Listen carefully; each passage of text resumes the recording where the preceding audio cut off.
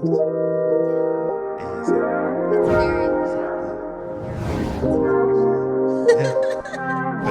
nice sometimes.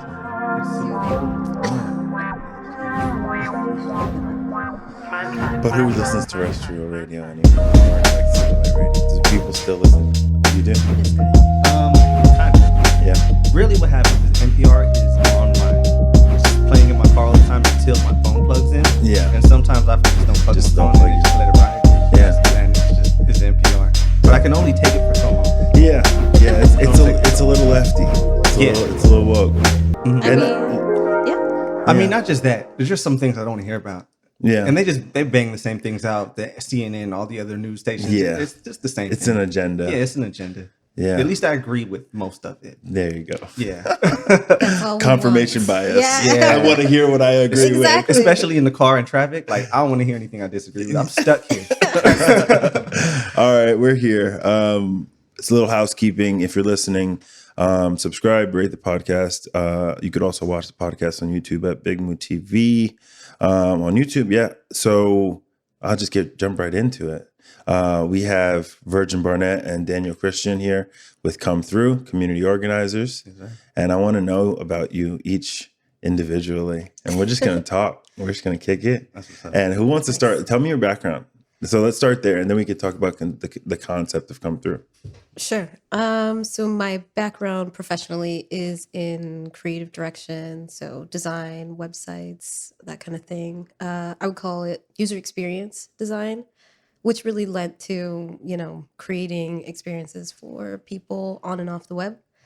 And I think that's helped with developing Come Through and building a community of creators and creatives. Was that intentional, like, to get into that work, or was that like an early, like 18-year-old decision that became a thing? It wasn't. I wanted to be a fashion designer when I was a teenager, and I went through different iterations of being in the art space. I studied art studio because I was a painter. So I've had different versions of that, but I think what's consistent about those interests or having an eye for things was having an eye for experiences and how people feel when they're connecting to art, when they're connecting to good design, that kind of thing. Got you. So Daniel, tell people, because the dynamic, I have a little bit of understanding of the dynamic, but let's paint the picture. So get to know you, and then we'll talk about the larger thing. Yeah. So I've been a lot of different things. For the longest time, I've been in property management and real estate, specifically property management, not real estate. But that is really just what pays the bills. And it's the hospitality thing and sales. I went to school for business and sales and finance. But really what brought me here is I was a DJ in high school. And throughout college, I've always had just an I've just loved music. Started making beats, curating parties and whatnot. And when I was done with the beats, really, I just kind of stopped doing it a few years ago. I met Virgen while I was kind of learning how to do video editing. And we just kind of connected on that. Really, I would say what I am is I'm more of a curator. Yeah. In a lot of ways, I'll just kind of spark ideas. We'll start conversations about certain topics.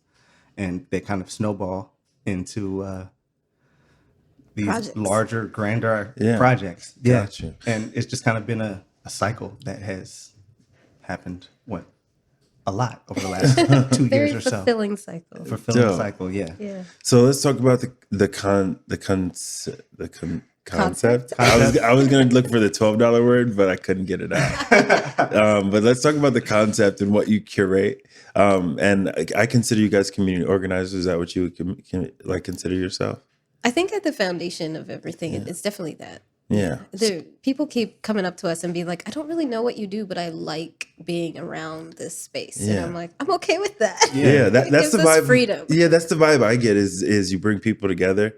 And I met you both in kind of when our civil rights movement thing kind of started. Yeah. I met you guys in like a meeting. And I feel like you guys have, from what I know, is kind of create those spaces or within those spaces. So talk about the concept of what you guys have created and really like dial in for people what you do. Gotcha. All right, so I'll try to be as succinct as possible because, like I said, so many things. But no, I want to hear just all the things. oh, So okay, we're gonna get into no, all I the want to hear. things. Yeah, Okay. it's just gonna. I want to know. All right. I'm not gonna sing a Joe song right now. But okay, so I'm gonna start with just bringing people together. I think initially what started come through was this idea of, we are multifaceted creators, whether you're in business, whether you're a community organizer, an artist, a creative of some type, you're creating something, and it's really hard to do that in isolation. So when Daniel and I came together to create something, to edit something, it was just a lot of great chemistry and energy. And then we started adding people to that experience. I was hosting these little dinner parties at my house just to like bring people together that wouldn't normally connect. And it was just a lot of fun. And from that, folks connected over other things, their interests, created things, created conversations, had deeper dialogue about stuff. And I think that's what really sets us apart because we're not necessarily like, about parties or specifically about business or just one, subgenre of culture, whatever that is. I think we do try to stick to creativity, music, and events because those are the things that we love. It gives us an opportunity to like bring people together, set a tone, and just kind of let them take it from there and hopefully create things together. Yeah. Yeah.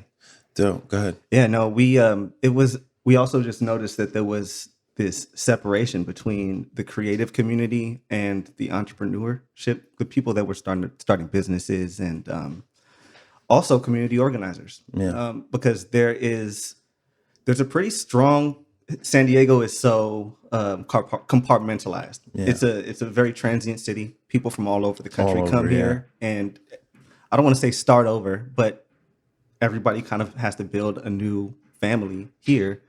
So it was something that we found. It was a nice little niche. Yeah. Because there wasn't really a space for creatives in San Diego as much. There's a lot of business groups, networking groups. We just try to stay away from the networking word. So It's pretty lame. Yeah. It's pretty white. It is. It is. And for myself, I'm like a true introvert. Yeah. Networking terrifies me. Like I really don't like it. It doesn't, at least I'm usually the only black face in those kind of groups. Me too. And it's super uncomfortable. Like there's like a pacifying of yourself and making yourself seem safe or whatever. And then there's just being the other, you walking in a room as the other. So you're starting, when people talk about privilege, it's like that is a privilege that you don't have to walk into. You don't have room. to unpack all these things in your mind when you show up. You just show up, right? But for us, it's like we show up, we have to like come Be off presented. a certain way, be presentable. There's all these things. Yeah. And that otherness too. I'm so glad you said that because I think what we missed out on saying is because we talk about being BIPOC. And I know for a lot of Black folks, it's like we want to affirm Black, we want to affirm this or that. But both Daniel and I are pretty mixed, if you will. I'm not necessarily mixed, but I'm like a light-skinned Latina Black woman, right? Yeah. So there's a lot of intersectionality there that happens, and we also wanted to be a little more inclusive, Definitely, of that broader term. Yeah. Because so many of us don't fit into these networking boxes, if you will. Yeah. There's the Black this, and there's the Latina that, and then there's, Asians for, blah, blah, blah. But it's like, where do we all come together to create together, to support each other? Yeah, I truly believe that like any marginalized group, the only way it works for people of color, for Black people, is if it works for LGBT people. The only way it works for LGBT people if it works for Latino All of people or us. Latinx people. All of us and none of us. And I feel like we missed that. We Yeah. really missed that. It's like, Jewish people are trying to get their rights, but it's like, hey, dude, if you want yours, I got to get mine, and we got to like do it together. And we're way larger of a population if we're doing it together, as opposed to just our little 13%. You know what I mean? Yeah. Or in San Diego, our 3%. It's 2% here in San 2% Diego. in San Diego? So it's like if we're connected all as minorities or whatever marginalized folks, it's just way easier to get our be represented. Right. And it sounds like that's what what you guys are doing. So what does an event or what does what is the doing? What is the doing? Because so we hear the concept, but what is the actions? What does it look like? I mean, our process for creating these events really just start in a very similar situation to this, just sitting around a table and just talking, bouncing ideas off of each other. For the most part, I feel like a lot of our ideas are birthed just in a random text message that will go back and forth because we're texting each other all the time. But every once in a while, there'll be like a gem in there. Like, we're going to come back to that. Yeah. Yeah. And then we just take that, throw it past, different partners, if you will, or collaborators. And we're like, what do you guys think? Or what do you want to add to this? And then so the doing really becomes this collaborative effort to provide our community with an opportunity to do something together. Yeah.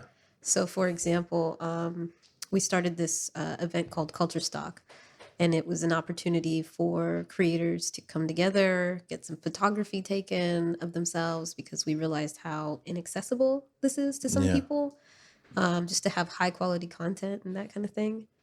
Because we are creatives and that's our wheelhouse, we didn't really fit into like business masterminding quite specifically. It was more like, how do we ideate together? How do we create together and collab to do that well? Yeah. And that's turned into different iterations. We have an upcoming series that's going to be about local rappers and wine. There you go. That's always nice. It's always something a little off, but it makes sense. Yeah. They pair well. Definitely. It's about pairings. Yeah. Definitely. It's vibes, man. It's all it is vibes. It's vibes. So where do you see it? Actually, let me go back. Do you think last year took your business and took your mission to a different place? Like I've called it a civil rights movement because that's really what has come from it. There's been a lot of action and there's been a lot of micro change and macro change. The macro not as much as we like to see, but still there's I think a collective consciousness that has shifted a little bit. A little bit of a shift. Hey, but more than it's ever happened in my lifetime. Exactly. More that's happened in our we've lifetime. heard about these shifts that happened, like in the late 60s. But no, this is the first one that I've been conscious for. Yeah.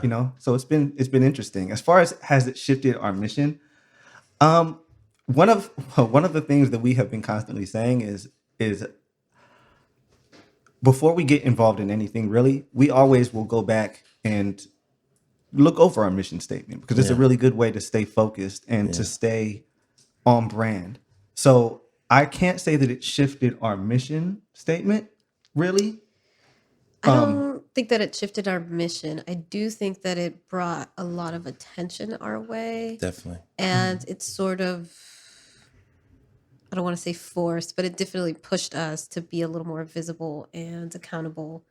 I know that I had a minor meltdown around that time because I was like, oh my God, we got like this huge influx of like, white folks who are following us and want to know more, want to learn from us. And I felt almost a pressure to provide something different. And I remember Danny being like, no, let's look back. Yeah. What do we do? What do we do well? And where can we be in this space? Let's find our lane. And so we did that. And I think, so like when we met you, we were part of that discussion, that collective, to offer, what we are. Yeah. And bring more of that to the table versus switching things up or changing what we were doing. I think for, even though we're Black people or people of color, we're competing with the world. And I think we miss that. We miss that as Black entrepreneurs or whatever, space as Black creators. We consider ourselves Black and brown creators or curators or whatever. Mm-hmm. And I think, people of color, we sell ourselves short by doing that. You know what I mean? Like the Black Chamber of Commerce. No, like, why is it got to be, and which is good. There's good to have coalition, right? Like to create coalition. But for me, at least on this platform, it's like, I'm not speaking just to Black people. I'm speaking to everybody, I agree with that mentality so much. It's something that kind of irks me. Yeah. That everybody is so separated. You gave the perfect example, like the Black Chamber of Commerce. Like there's All right, I Basically, just want one to for say every I race. just You work with the Black redesigned Chamber? the Black Chamber of Commerce website. It was No just an shade. example. No shade. It was just an example. And everyone, you can be critical of everyone. No No, one's you exempt. can't. So You so can't. I'll use my grandfather on my mother's side. So I'm very mixed too. My Yeah. dad's Jamaican. My mom is. We all are. I'm mixed. I'm crazy mixed. So It's- and we all my are. mom is Jewish. So Yeah. it is her stepfather. So he made his life work breaking down barriers between Jewish and the Muslim community. Yeah. And he would do this all over the world. And he would always preach like it's fine to acknowledge the differences, but you should put more of your energy into unifying than Yeah. to identifying all the differences, because like they're really easy to find differences. Yeah. But you got to find the things that bring us together, Yeah. because that's the only thing that's going to push us forward Definitely. as a community. Yeah. And I say a community, but like all of the communities. Yeah. You know, Definitely. that's one way moving forward. There's a way. There's a way to be for us to collect as a community. For me, there's just things that you and I and us, we all connect on. Internally, we just have a thing that bonds Right, us. absolutely. But I feel like I still need to transcend in order for the proper seat at the table. Is to transcend that and to not to like I said prior to the podcast. It's not just Black experience. It's human experience, and I think as a country, sharing a human experience, we all know suffering, we all know pain, we all know growth, we all know being broke, we all know not being broke. Like it's just all Right. this such Most a of us. most of us most of us. No, but the normal people, no, but like most of us, but like we get what, like this is this human thing that's happening. And Absolutely. I feel like I want to transcend that at least, and I think we shouldn't be afraid to transcend that. No, absolutely not. I do want to go on record as saying, because I agree with you guys, but I think that it's important to say that there's absolutely a need for these spaces and these platforms that Definitely. are specific to, culture, ethnicity, race, all kinds of things, right? Because these are safe spaces for people to exist in.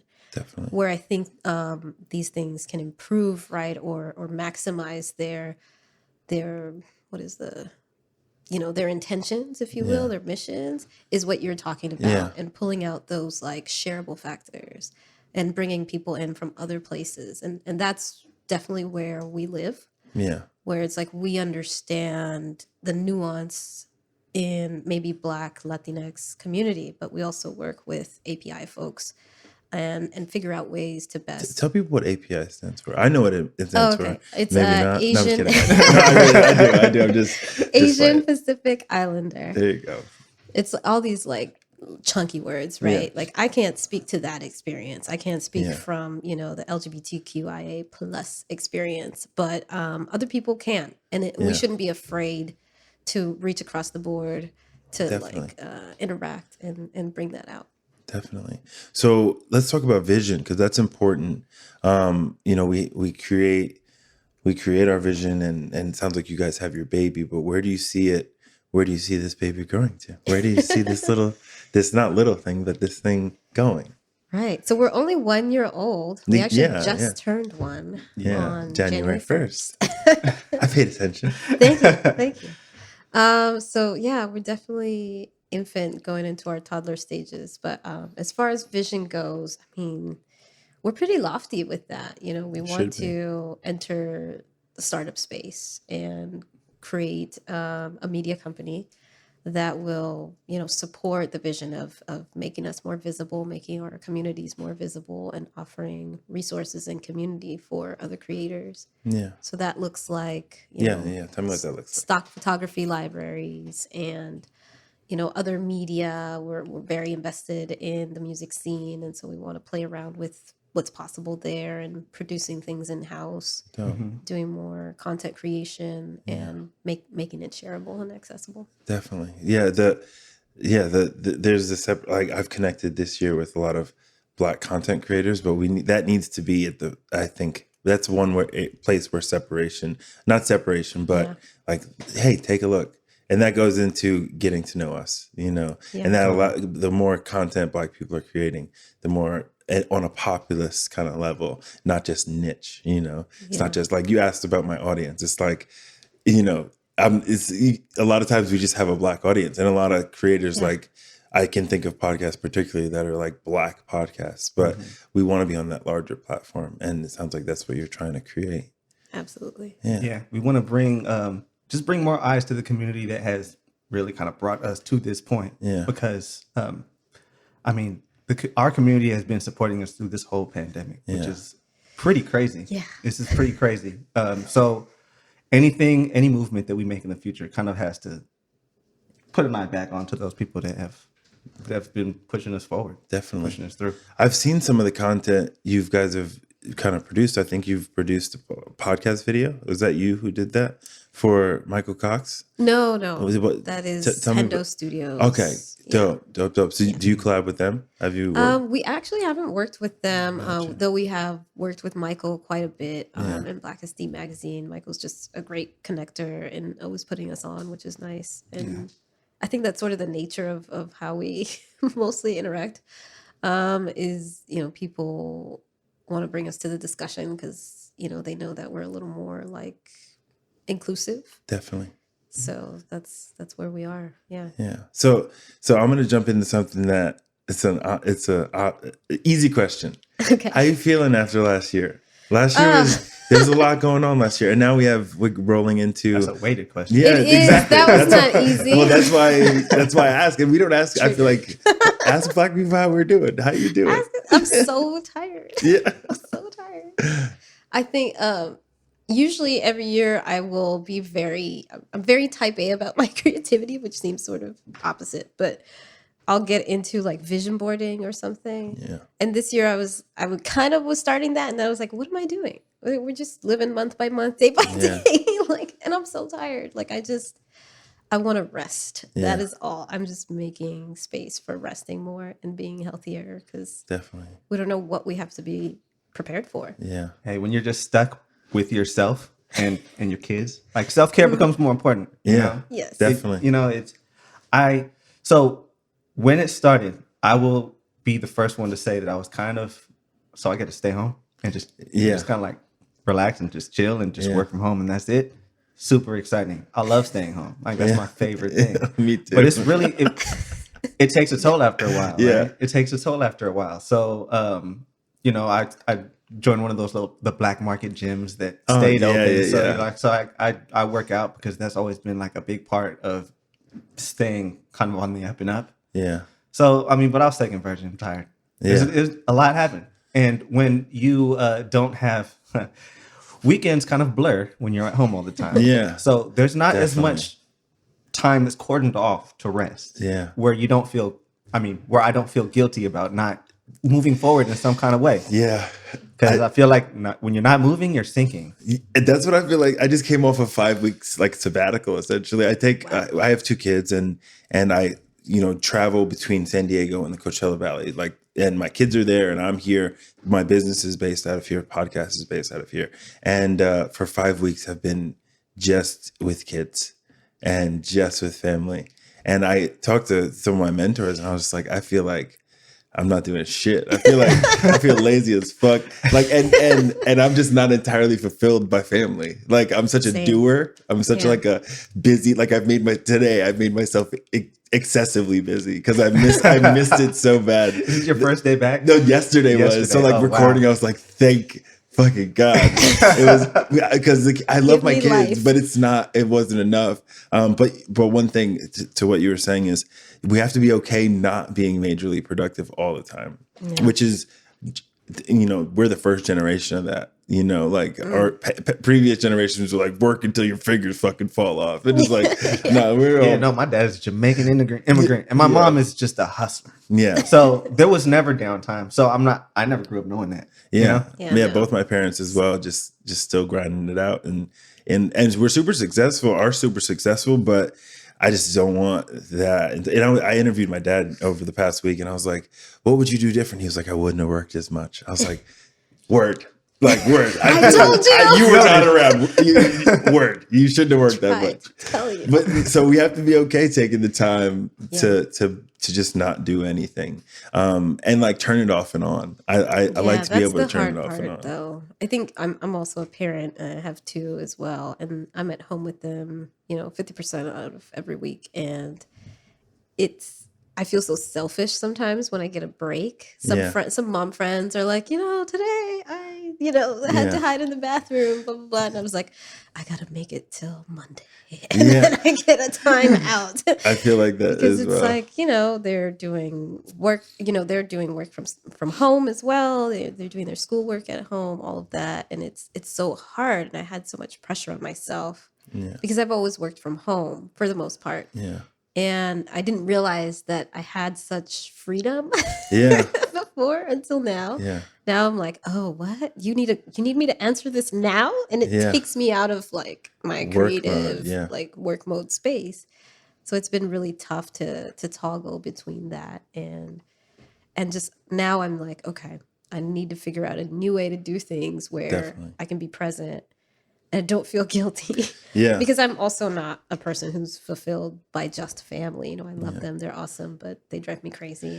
And when I work well, I'm pumped and I'm energetic. Yeah. It brings you life. It brings me life. Otherwise, I'm like grumpy and irritable. I think that's purposeful work. I have friends who like have to talk themselves into Monday, and I don't feel like that. I feel like I'm up 5 a.m. on Monday, like reading, ready to go, like getting shit done, fully dressed, ready to go because we're doing purposeful, meaningful work, right? Like we're doing our thing. Yeah. And we're very lucky to do that. But the family thing, I told my partner, I was like, it's sucking my soul away.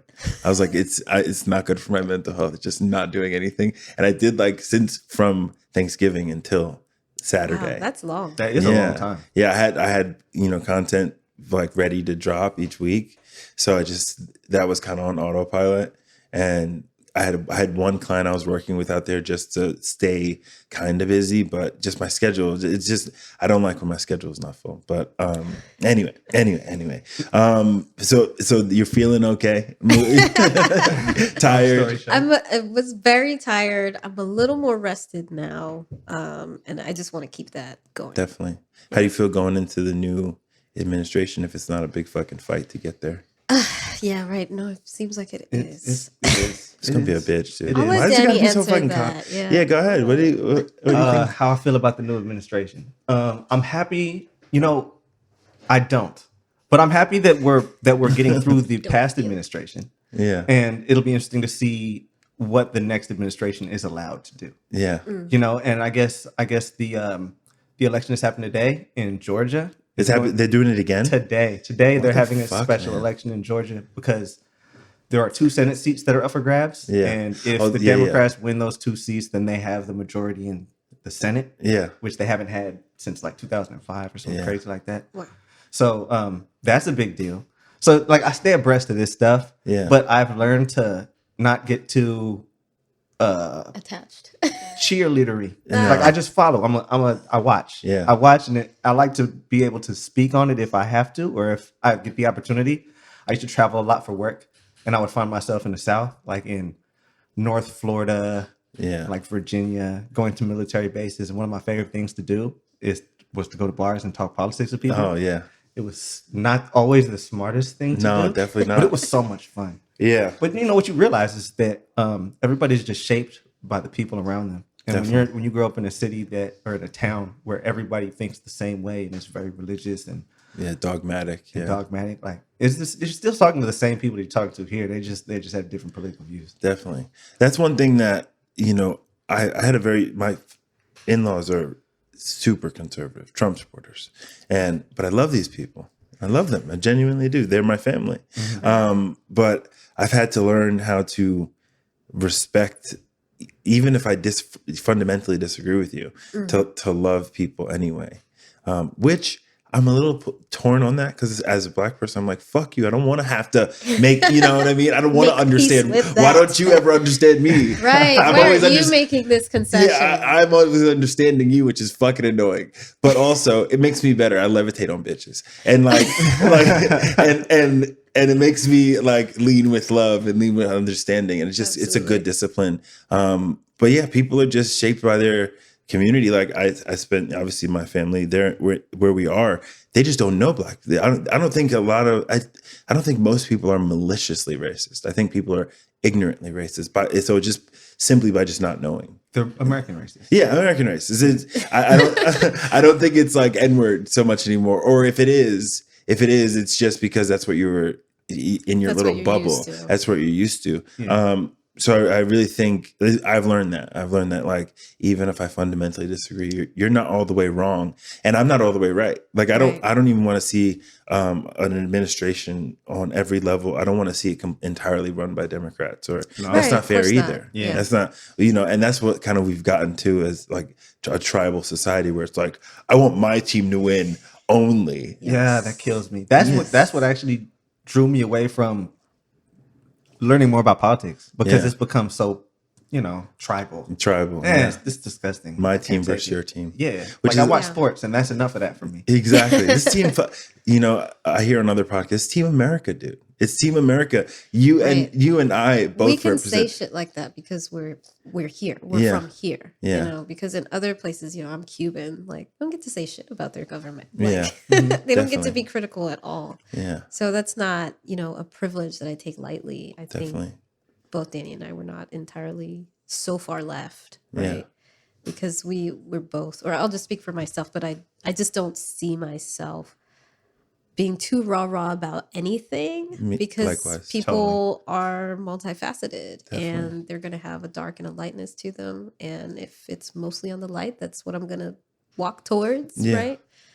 And light being loving your community and wanting to get back to that and being a supportive ecosystem. That's what I'm, passionate about.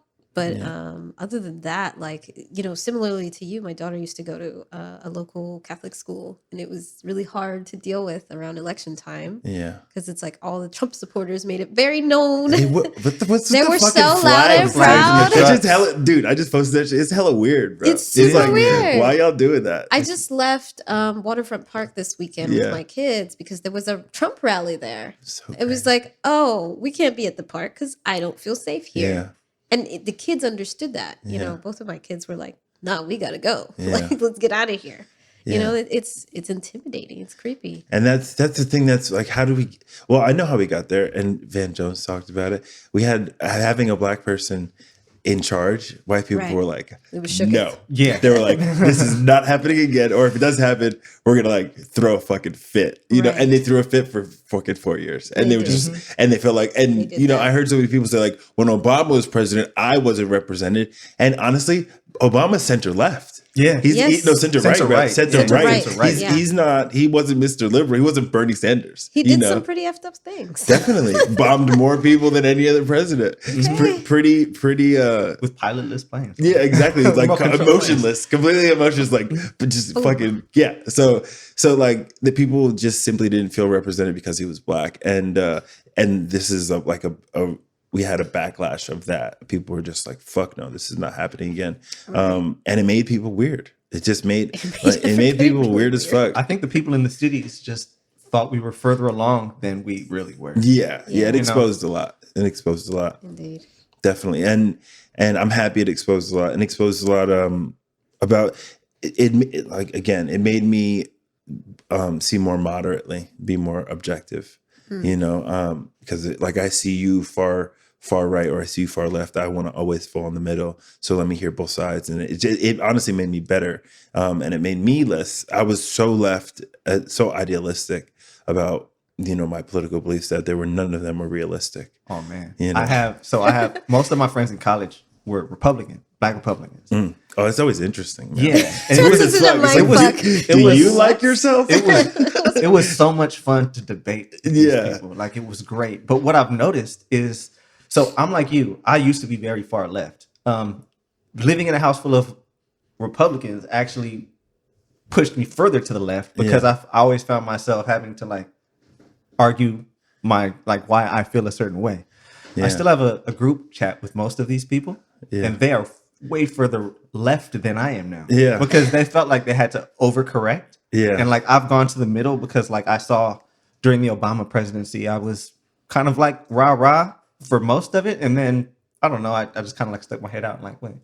So learned about the drone strikes and all of these other things. I still think he was a great president. I think so too. I don't think you could do much better. No, honestly, you can't do much better at it. But like we also can't pretend like he was perfect. No. So yeah, a lot of my friends that were very, very far right are now, they've leapfrogged me. They're all the way over on the other side on the left. Yeah, that's messy. That's messy, and they're the loud. The far left and far right are the loud minority.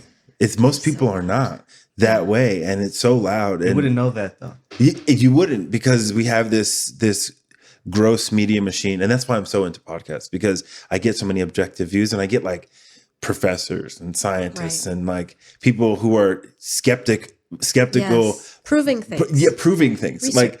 And when I had a Trump supporter sitting across from me a couple of weeks ago, and I was like, okay, break down the policy.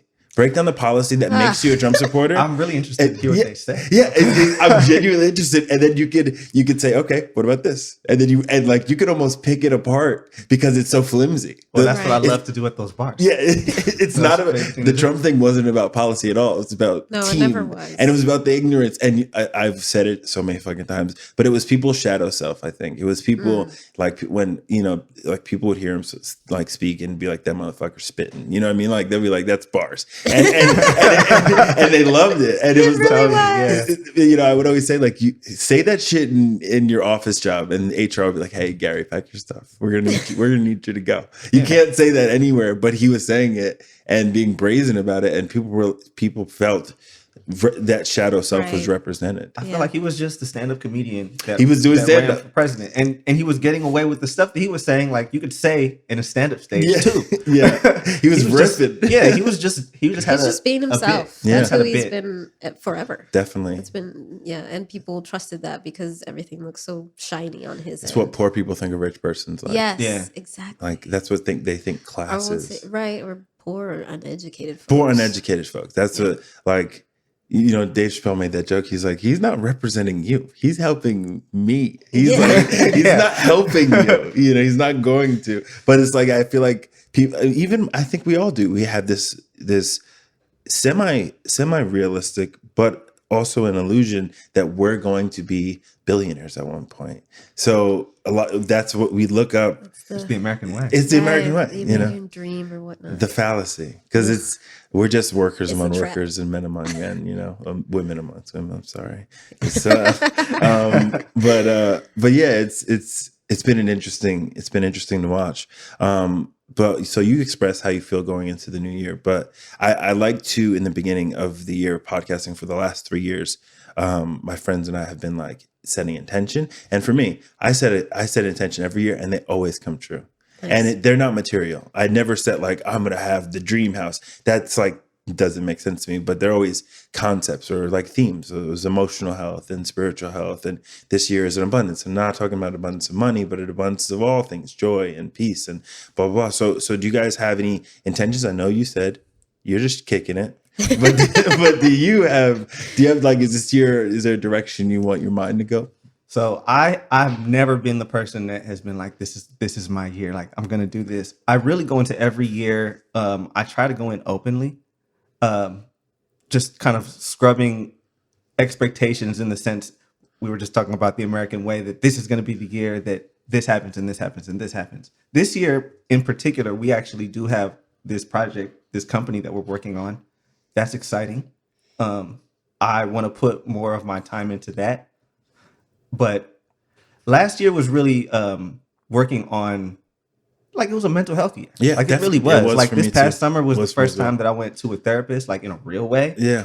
Not went to, but spoke to. Yeah. And that felt, it felt terrible. But it was only because why did it feel terrible? Because I'm not a sharer. Oh, I'm not a sharer. So I said it felt terrible. I probably have to find a new therapist. But it felt really good to get things off Was of my it a black chest. therapist or a white therapist? From the sound of his voice, Yeah. it was a white guy. I had my first black therapist. I've been in therapy for a long time. Therapist. I have some referrals for you. I got you, fam. Yeah, no, I want that because like it was nice to get this stuff out, but it just felt like I was talking to a wall. Yeah. So maybe find someone that's not a wall. Yeah. So that's my goal for the year. Yeah. Continue your self Yeah. health. What is it? Mental Mental health. health. Mental health, yeah. Mental health care. Yeah, it's I've spent years in therapy, 15 years in therapy, which I love, and that's what makes this easy to do because I just been talking, I've been sharing. My dad's like, "Why are you so fucking emotional?" But like, everybody's like that. They're like, "Damn, And I've worked on logic Keep all recently. those feelings Yeah, over there. I've worked on logic recently. Like this is new to be reasonable to be a reasonable human. But the value of having a therapist who gets it. Yeah. Who gets it, especially being mixed race, especially being in so many white spaces. I'm in an interracial relationship. I have biracial children. My therapist is biracial, but identifies predominantly as Black, myself included. I identify there. So just having, and I have a woman as well, and we really focus on sex and the male female interaction in my relationship, just relationship in general, to the opposite sex or whatever is the PC thing, way to say that. I don't even know. I don't even know if I'm saying the right thing anymore. But it was tight to be able to explore that in like a shared experience because I've had white therapists and sometimes you just like there's been times where I'm like, yo, this is racist as fuck. And my white therapist be like, I'm sure that's hard for you. I'm like, that's all you got for me. And I'm like saying this like breakdown of like how upset I am about this thing. And it's like, yeah. Well, I can really only go as far as I feel comfortable going. And with the therapist that I had last time, there was just like a wall. And I was like, I'm not going to cross this line because like, I don't feel comfortable with you. Yeah. So, I think that's a practice, and we're going to wrap up here, so you guys can get out of here. But I think that's a practice that I want to encourage is emotional well-being in the Black community. It's a luxury that white people have had for a long time to like focus on how you feel. Right. Like, like we don't always get to do that. Yeah, we don't always get to do that, or we're pacifying ourselves, right, to like feel less or to be okay with more, accept more nonsense, or whatever. But I think we have, and what I've learned is we have the same emotional spectrum as everybody else, and we need to process that. And there's a lot to unpack generationally, and there's a lot to unpack just within our culture. So if that's my little PSA on mental health stuff. But let's get back to your business. And I'll let you guys get out of here. This is the vibe that I was talking about. It's just gonna be a conversation. I know. I'm like, I wish I could say it. But yeah, plug everything. Plug your site. Plug the things. Yeah, plug the things. So we're actually starting a fresh community platform this year. You can find us at joinconethrough.com, and we're going to be sharing soon about this community platform. It's a membership community where we're going to be able to have more discussions like these, share resources, and have some of our expert friends, creators, support people in what they're making. And that's coming soon. We have a series that's coming out this later this month called Sip and Sample, and it's the kind of like blending between hip hop sampling and wine. The beauty of sampling. Yeah, and we're also going to be just kind of like highlighting local artists, Southern California artists, we should say. Yeah. So that's something that's coming. First episode should be dropping this month. Dope. So thank you guys for coming on. It was chill. We did good. Thank you. You're interesting. Thank you for having us. Oh, thank you. You're interesting. You made the cut. I'm telling you, it's hard. Not everybody's interested. But yeah, we'll wrap it up. But thank you guys for coming out and coming to my home. I appreciate it. Hey, well, thank you so much for having us as a guest. Yeah, man. It was an amazing experience. Yeah, we're out of here.